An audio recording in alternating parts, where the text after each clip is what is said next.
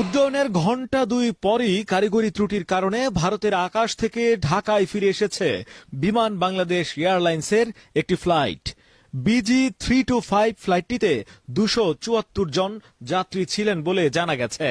সোমবার অর্থাৎ 22 আগস্ট রাতে এই ঘটনা ঘটে।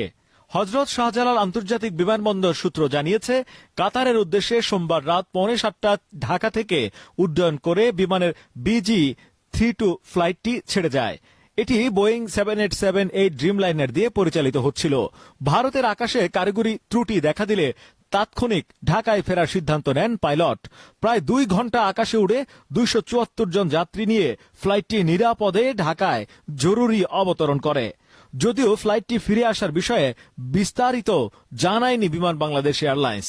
তারা শুধু কারিগরি ত্রুটির কথা উল্লেখ করেছে। তবে জানা গেছে, পাইলটের সামনের কাচ ক্ষতিগ্রস্ত হওয়ায় Likey